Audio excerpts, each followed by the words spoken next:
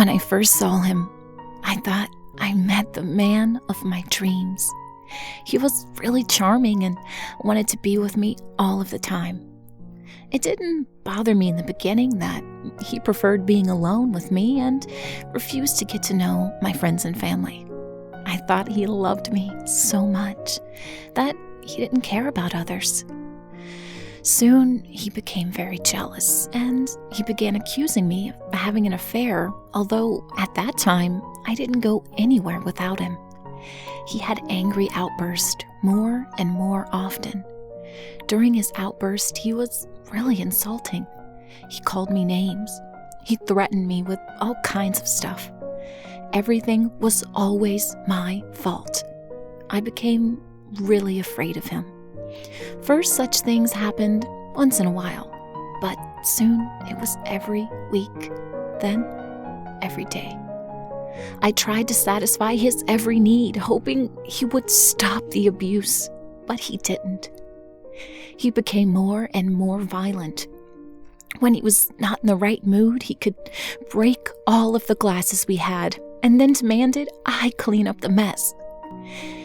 He hit me for the first time when I came home from the maternity ward, where I gave birth to our first child.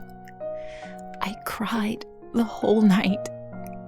I started realizing the abuse won't just go away, and it didn't. The first hit was nothing in comparison to what followed. The worst thing was that he insisted we have sex every time he beat me up. I was too afraid to say no. So, we had sex. Our children crying in the room next door, terrified because of everything that was happening. I didn't know for a long time that this was rape. Finally, I decided to leave him. I didn't know where to go with my 2 children. I didn't have any money to rent a room.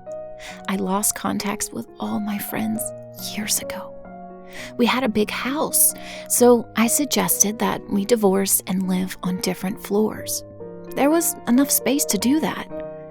He didn't even want to hear about it. He said we should stay together as a family. But he was just afraid he would lose control over me if I lived separately. He wanted to have me there to be able to abuse me further. But I didn't know that back then. After a while, the situation became unbearable. I was afraid he would kill me and no one would know what happened. So I started to talk about his abuse with some of the neighbors, acquaintances, people I knew, although they weren't really my friends. Everybody said I had to leave him immediately. Some said I was crazy to have 2 children with a guy like that. I agreed with them. But I loved my kids. It was the only thing from our relationship that was good, the only positive thing in my life. I was losing my strength. I couldn't sleep. I barely ate. I lost 15 kilos in a couple of months. I took care of my 2 children, who were 3 and 4 years old at that time. But I didn't smile.